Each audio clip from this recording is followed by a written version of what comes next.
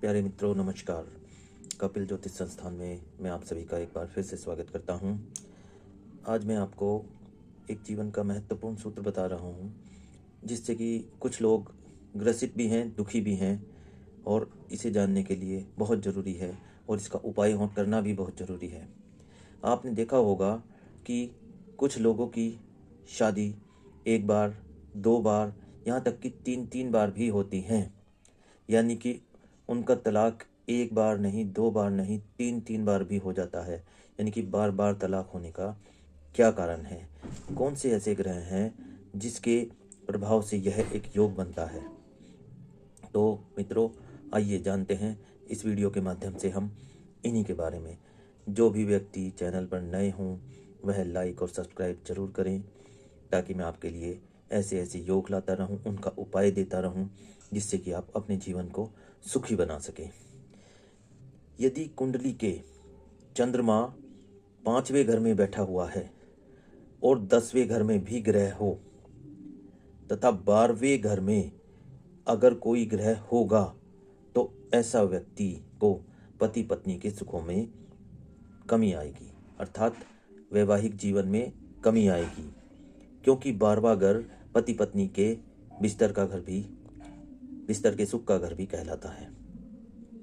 ऐसे में व्यक्ति की शादी होने के बाद तलाक के योग बनते हैं, और फिर तलाक होने के बाद फिर शादी करता है, और उसके बाद दूसरी शादी होने के बाद भी फिर तलाक होने का योग रहता है, तथा बार बार तलाक होने के बाद उसको इस कारण से जूझना पड़ता है। इसमें उसका 12वें घर में जो भी ग्रह बैठा हुआ है उसके उपाय करना बहुत ज़रूरी है, अर्थात जो भी 12वें घर में बैठा है उसके वस्तुओं को नियमित रूप से उस ग्रह के दिन मंदिर में देकर जरूर आए, या लाल किताब के अनुसार उसके उपाय जरूर करे।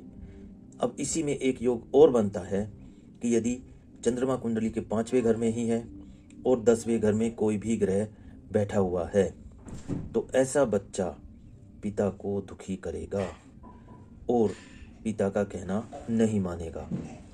यह बच्चा पिता को यहाँ तक दुखी कर सकता है कि यह बड़ा होकर अपना हिस्सा मांगने के लिए अपने पिता पर केस भी कर सकता है, अपने पिता के साथ लड़ाई झगड़ा भी कर सकता है, और अपने पिता को कोर्ट में भी खड़ा कर सकता है। तो यह भी एक बुरा योग है। इस योग का उपाय करना भी बहुत ज़रूरी है। इसके लिए आपको जो भी चंद्रमा यदि 5वें घर में है, तो उसकी वस्तुओं को सोमवार के दिन चावल, दूध, मिश्री, इनमें से कोई सी भी वस्तु को मंदिर में दान जरूर देना चाहिए। इससे भी इसका प्रभाव कम हो जाता है। तो यह एक महत्वपूर्ण योग है। तो शादी वाला योग तो इतना महत्वपूर्ण है, जो आदमी इस स्थिति से गुजरता है उसका फल वही जान सकता है। अब आपने देखे होंगे, बहुत से आदमी हैं, मैंने भी देखे हैं, महसूस भी किए हैं कि भाई एक बार शादी हुई, तलाक हुआ, फिर दूसरी बार भी शादी हुई, दूसरी बार भी तलाक हुआ। तो ऐसा क्यों होता है? तो यही योग के कारण होता है। यदि मैंने जो ऊपर में योग बताए हैं, किसी भी भाई की, व्यक्ति की कुंडली में ऐसा योग बन रहा है और वैवाहिक जीवन में किसी प्रकार की बाधा आ रही है, तो वह इसका उपाय जरूर कर ले, ताकि भविष्य में आने वाली विपदा से और वैवाहिक जीवन को खराब होने से बचा सके। तो प्यारे मित्रों, आज की वीडियो में इतना ही। आगे मैं फिर आपको और नई जानकारी के साथ मिलता हूँ। जय श्री राम, नमस्कार, राधे राधे।